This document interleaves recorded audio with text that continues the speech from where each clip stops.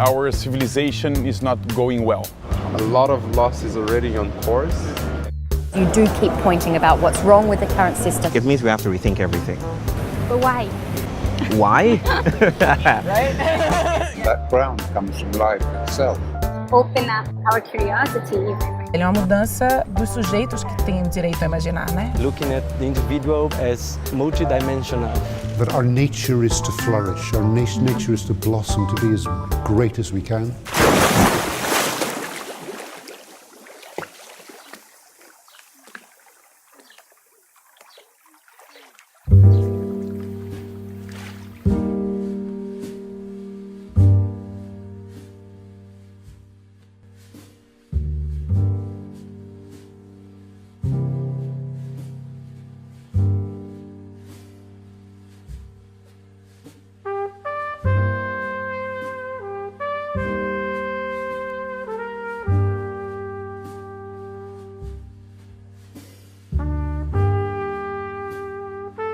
My name is Marz Saffore, and I organize with a movement called Decolonize This Place, primarily based out of New York City, but also working globally and internationally, specifically in Palestine, in Puerto Rico, and other places like that. Decolonize This Place started in 2016. A coalition of different grassroots type groups in New York City came together to create it. First, we decided to focus on 5 main strands. One reason why is because of the different identities and struggles that each of us were bringing to the table, but also as a way to really start thinking like how to make these connections, right, in the way that you're talking about. So first we focused on indigenous struggles, right? So decolonization. The collective is a platform, a collective. Yeah, so to decolonize this place is just when a bunch of different groups representing different struggles across borders come together in political action. We all then, call ourselves Decolonize This Place. Within the group, there are a bunch of other groups that are embedded within them, and all of us, or decolonization in general, right? It's an analytic. It's a framework that you can use to start to make these connections across borders, not to necessarily like lose the specifics of one person's or one colonized people's identity or their struggle, but to just find ways in which we can connect those struggles so that we can enact solidarity amongst each other, understanding that at the end of the day, there's more colonized peoples than there are colonizers, right? So we decided to foreground indigenous liberation because decolonization is not a metaphor. That's one of the texts that we base our work off of. And it always goes back to the land, right? And the colonial encounter between the colonists and the communities that they're colonizing. So in that way, before we begin any of our struggles, we have to think about the ways in which indigeneity plays a part in all of this, right? So if I'm arguing for Black liberation, which is our second strand, in New York City, what does it mean to do that while also recognizing that I'm standing on occupied Lenni Lenape territory, right? And then how do I turn towards the Lenape and other indigenous communities to like enact that solidarity? And then third, we focused on Palestine, right? And oh, nice. Yeah, and so for us, Palestine is a moment that many different groups can see themselves in. It's also a very interesting moment where we find ourselves in a world that is ruled by fascism, right? At this point in time. So so what does it look like to stand in solidarity with Palestinians? Whether if you're not a Palestinian or perhaps you're a Palestinian immigrant or descendant who's now living in another. So like what does that look like? And what does it also look like to connect that? People from from the colonial, they were connected with Palestinians somehow? That's a great question. One of the founding members of, so to back up, I'm in a collective called MTL Plus Collective, and it's about 10 of us. We're artists, and we combine research and aesthetics into political action. And we got together and founded Decolonize This Place in 2016. Actually, interestingly, his childhood home in Ramallah, we are in the process of Ramallah and Palestine. We're in the process of creating a center out of his childhood home for art, life, and land. So it'll be called the Dar al-Mamoun Center for Art, Life, and Land, as a space for Palestinians on the ground there to be able to organize in, because it's very difficult to organize under occupation, right? So that's like one thing. But also understanding that we, as in myself, as a non-Palestinian, or even perhaps Palestinian Americans, aren't them, right? So it's never to prescribe something to another group or to think that by reading about or researching or going to an action that you're somehow an expert. It's just simply trying to think of the ways in which I can relate Black liberation to that, right? So like Palestine's very interesting because as indigenous peoples of that land, it immediately connects over to indigenous people of our lands, right? Of the Americas. And like in the 60s, the American Indian movement, as well as the Black Panthers actually took a trip to Palestine. And we were some of the first groups to stand in solidarity with Palestinians because they wanted to relate that, right? Yeah. Or even the fact that the United States gives Israel $6 billion a year to sustain the project. So it's not even like, oh, like I want to help Palestine. It's like my tax money is going towards the occupation. So I myself am complicit. So like trying to just open these doors. And then the last two, the global wage worker, right? The exploited worker, this idea of debt that you're talking about, the idea that we're all indebted just to live, just to have a house, just to eat, go to school and get bare necessities, we're indebted. Once again, myself, my grandfather was a slave in Mississippi, in the United States. So like this idea of exploited worker, like how can I connect my struggle or my family's struggle to like exploited migrant workers that are, you know, from South Asia that are currently in Abu Dhabi building. And how to move this forward, not paralyze it. Yeah, exactly. Exactly. Because then it's important because then you start to understand the ways in which the same colonization or coloniality that is oppressing you wherever you are is the same that is oppressing them, right? Like in Abu Dhabi, for example, building NYU, the Louvre, and one other museum, perhaps the Guggenheim, I'm slipping on that, but Abu Dhabi to create, like that cultural center. And on the surface, it's like, dope, Abu Dhabi's gonna have a cultural center, but what does that look like? That who's building that center? Okay, well, if you're... Exactly, and if colonialism is creating conditions in which people are living in such poverty and violence day to day that it forces them to immigrate, like with the E, from their own country to another country. And then the work that they find there is what? Exploited slave labor, where the person who's in charge of the project takes your passport from you and then ships you off to these ghettos, and then you come back and forth to work every day for absolutely no money. And to even start working, and to even start working, you have to enter yourself in debt. Because they say, I see that you want to help your family and get money for them, but to do that, you have to pay me a fee, your boss. You have to pay your boss to even get there, right? So like, how can I connect that with like what's going on here, right? And then lastly, gentrification, which honestly sums up all of this. Because settler colonialism, the removal of a people from their land, dispossession and displacement of peoples, we see that happening through processes of gentrification now, right? Like, you know, again with museums, the Brooklyn Museum in Brooklyn, New York, in Crown Heights, Brooklyn, which is the neighborhood that I currently live in, and their mission statement is like, we're with the people. And the art exhibits that they show, a lot of them even show resistance of Black and Latina communities, specifically women. So on the surface, you're like, okay. But then you dig a little bit deeper and you're like, Brooklyn Museum, why did you host the 2016 Brooklyn Real Estate Summit? So it's like international developers from around the world come to the museum to then, as if they're playing a board game, to move things around, right? Oh, I'm gonna buy this building, I'm gonna buy this building, displacing and dispossessing in that community, specifically Black people, specifically Caribbean Americans. So another aspect of decolonizing this place is how can we use cultural institutions as a platform to talk about larger struggles? And that's like for a lot of reasons. I mean, every day we're out in our different neighborhoods fighting these struggles, right? Whether it's New York City is closing Rikers Island, which is a jail that is notorious for violence and just inhumane practices.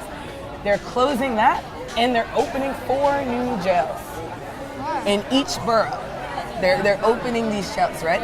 How do you connect that? And when you're fighting against that in the streets, as a person of color, you're and someone who's living in poverty, you're prone to police brutality, arrest.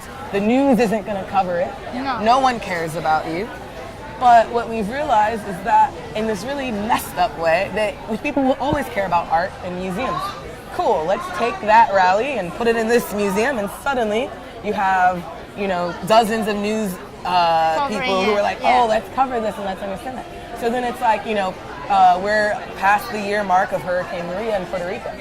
More people died in Hurricane Maria than died in 9/11. Oh my right? God. But no one, who is making that plain and simple, right? Like we are taught to like 9/11, right? About language, that's so important that we really discuss in our channel, like how it's important to create a language, and this is creating the language of the fear.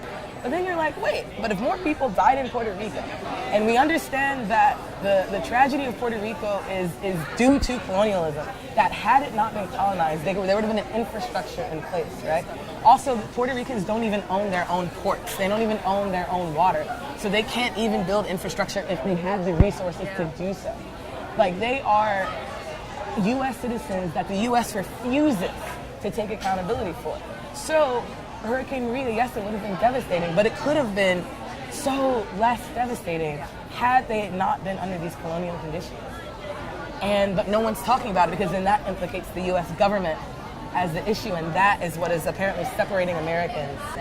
But what do you feel is the role of looking to colonization and naming it and pointing it out?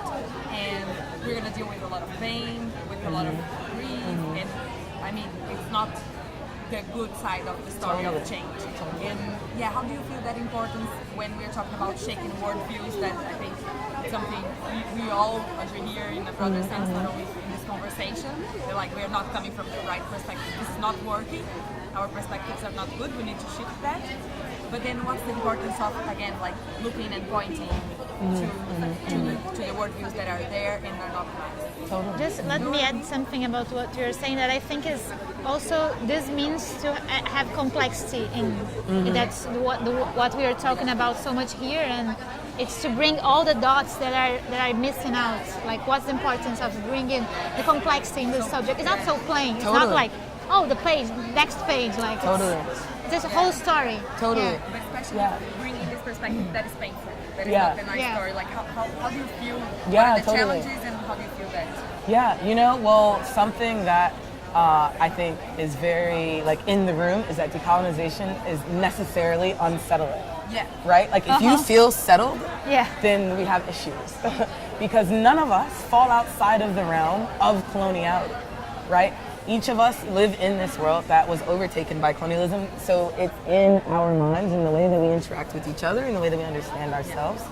So that's like step one, it's like very important, which means that when we come together, we have to understand, like what you're saying, these complexities in relationships. We also have to understand that everything's fluid, that my identity in this situation right now will be completely different than my identity when I go talk to someone else, which is different than there's power dynamics that are at play. So, so one thing in decolonizing space is when we're setting collective space together is to think of ways in which, not to say like, oh, like, you know, like just people of color speak, but how do you decenter whiteness? Because decentering whiteness is like a practice that is different on the outside than saying, oh, just you who fits in this box as a woman of color, you speak. Because that woman of color could also be perpetuating ideals that follow and value white supremacy, right? I myself went through a lot of life harboring anti-black ideals simply because I was raised as like, you know, you have to go to school, get a degree, and move out of the hood, and that is how you live, that is how you survive, and never look back. Everything that is in this place that you grew up is criminal, and everything that is in that place is good. And so then a lot of colonized peoples grow up harboring ideals of white supremacy, that just as a survival mechanism.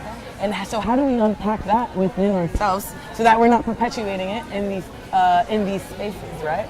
Or patriarchal ideals, right? If we understand that colonialism brought patriarchy, right? Because indigenous people, a lot of them were matriarchy, or they didn't have this idea.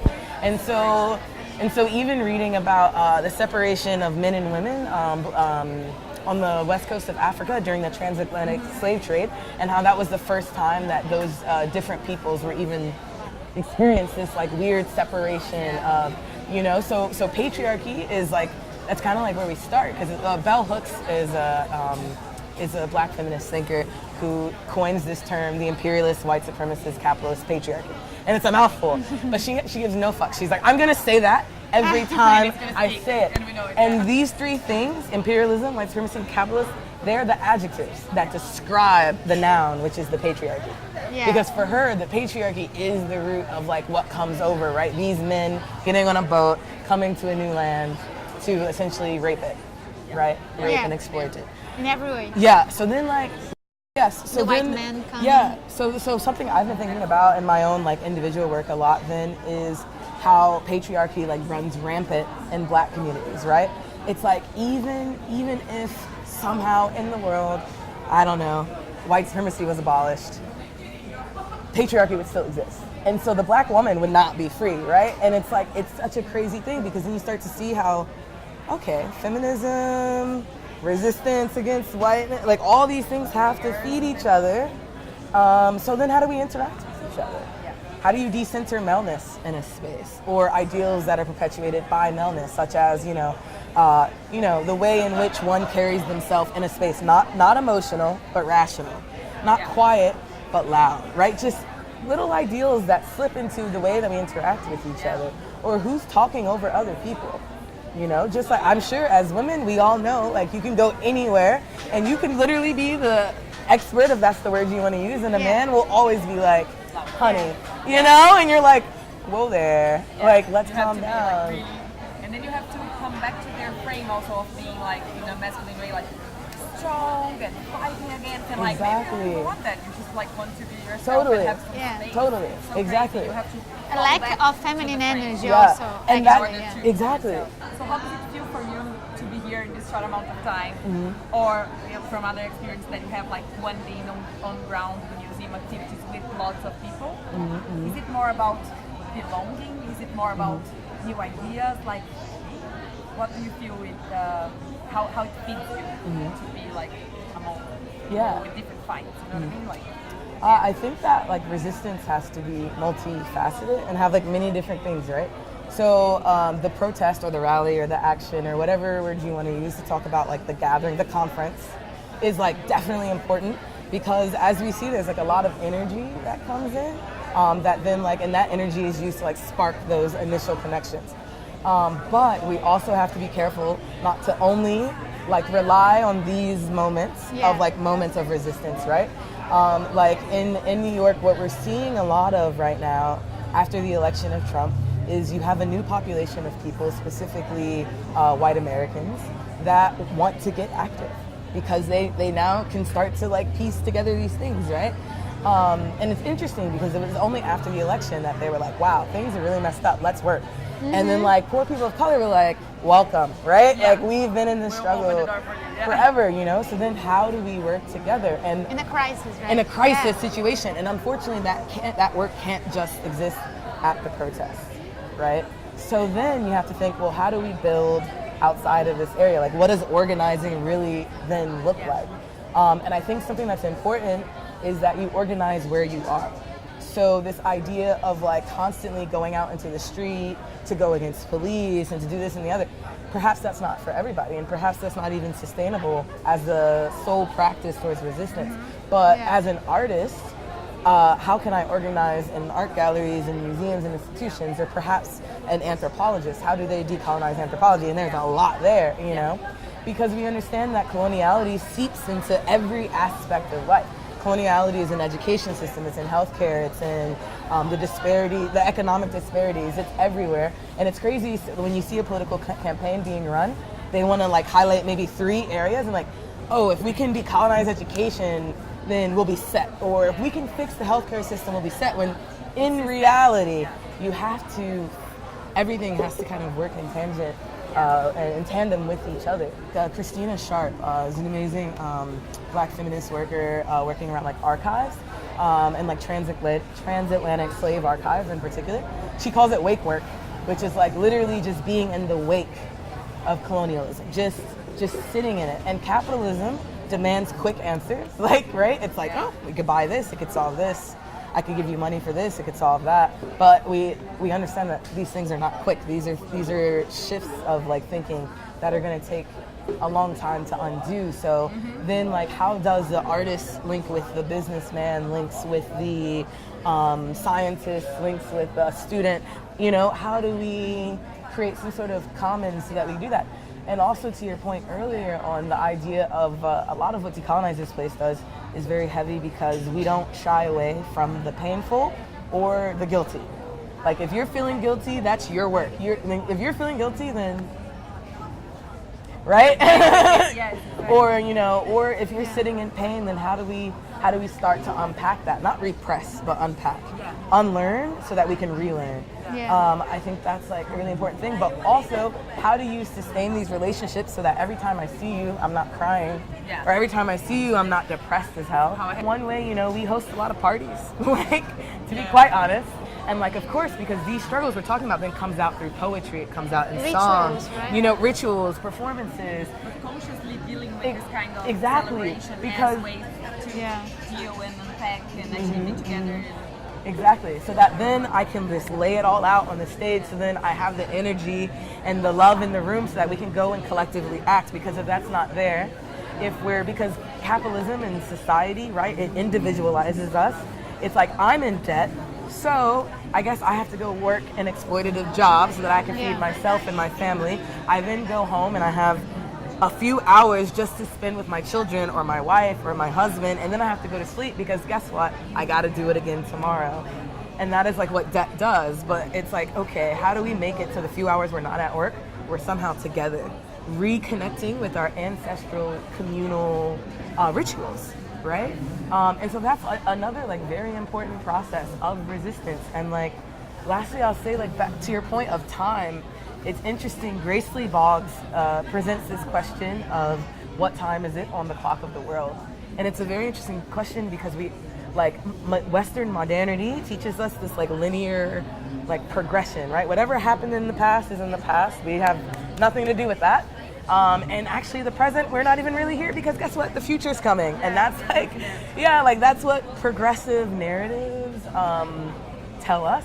But it's interesting because we don't see that time operating in the same way in colonized communities, right? Like just this idea of the legacy of slavery. It's like, how can that be a legacy if it's real and in my body and I feel that and I am dispossessed and displaced and in debt and like there's no legacy. It is very present.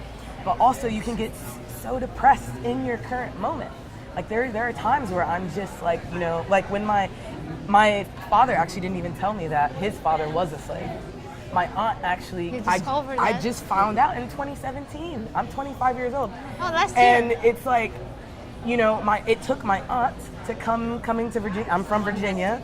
And she's like, you know, and she's the keeper of my paternal family's archives. So she travels the country trying to piece together our history because if you're a descendant of slaves, it's not easy to do this, right? I literally had a white professor told me once, oh, just go to ancestry.com and you'll be able to trace. I'm like, sweetie, that's not for me. That is for you. And she let me know of these roots and it was just like, wow. And then I put her telling me these roots next to my parents telling me, go to school, get a job, make money, make it out and I'm like, it's two sides of the same coin. One person's like, listen, we gotta sit in the pain, and another person's like, we have to get with the times, you know, survive. But really, both of them are mechanisms of survival that I've come to appreciate in older generations of people who identify as Black, right? And like, making those connections are so important as well because in the moment you can be so depressed, but you have to find a way to look towards the future. And we know perhaps that maybe white supremacy will never be abolished, or maybe patriarchy will never be dismantled. But somehow, I still have to find hope to want to live tomorrow. And in that, it creates this cycle of like, I have to find hope, so I'm gonna build something worth building, even though it's in the present and I'm depressed, but I have to find hope. And it's just this idea, and really it's nothing but the ongoing of our ancestors' dreams and wishes and thoughts, right, being carried out through us. So I feel like time operates different for the colonial subject than it does for other people, right? So what time is it on the clock of the world?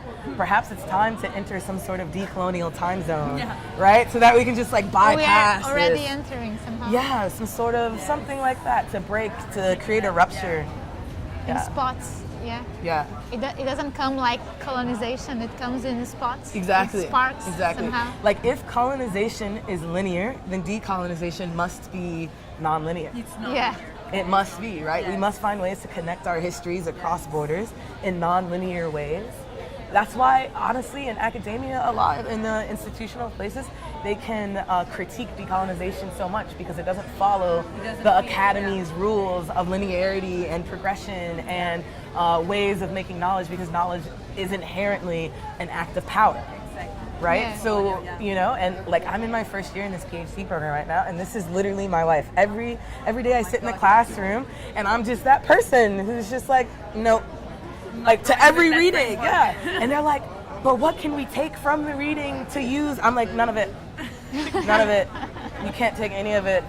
Plus, an indigenous person wrote this same article 50 years ago. So maybe if you want to talk about it, we can go to them. You know what I mean? Yeah. And then I'm seen as this like hostile person, but I'm like, no, you don't It's even. just so much that Yeah, you know, because if you start with complete from the same framework. yes, because if you start with colonization, and we understand that the lineage of academia is nothing but the constant rebuilding of colonization. Oh, I see your problem. How can I fix it? Oh, that was problematic. How can I fix it? Then guess what? You're still being colonial. Yeah. So you have to completely About rupture. using the same framework that brought us to the problem to the first place. Exactly, in order doesn't to make try and get sense. us out of the problem. You're just like changing the names Exactly. in terms of how Yes. we evolve. And You know, from liberalism to neoliberalism, from this to that. It's just like this repackaging of oppression, like constantly over and over again. So of course then decoloniality suggests a completely different framework, right? most radical Yeah. in terms of being on the root of the thought. Totally, and it has to go back to the colonial encounter. It has to go back to the occupation of lands. Period. And if you don't go back that far, you'll always miss the point. Even if somehow the black woman was free, but if that didn't happen by taking into account indigeneity, then we're screwed, right? And like a concrete example of this is reparations. Right? Like the U.S. government in the 60s promising African Americans in the U.S. some sort of monetary reparations for slavery, which never happened, by the way. One way that black liberation movements structure reparations is that poor black people should be given land. Now, in like principle, it's like, yeah, you know, we are dispossessed and displaced, and we do deserve steady places to live. But on the other hand, decolonization tells us that that's not our land either. Yeah. That's indigenous land, right? So, To go as far as that. and this is how one group in their fight for freedom can accidentally oppress another group. Yeah, and yeah. and that's what the system does. It like divides you into different issues. Sometimes I'm like, I'm jumping all over the place, but it's because I have to. I grew up a certain way, like lower middle class, black, queer, woman, sure. But now that I've entered into the academy, I have to understand the privilege that has afforded me, right? Yeah. I can't then be like, oh, like I'm in this community. It's like, no, like how then am I co-opting these communities in my research? You have to ethically think of those things so that you don't do it. Because then if I leave this PhD program and I write a dissertation and it's all my thoughts, and like then what have I done except maintain the cycle? Person I know and I'm Exactly. not So being aware of her privilege as well. yeah, that's something we all have to be very like aware of within our own bodies. No matter how oppressed you think you may be, you can still harbor some ill will or, you know. Yeah. Thank you.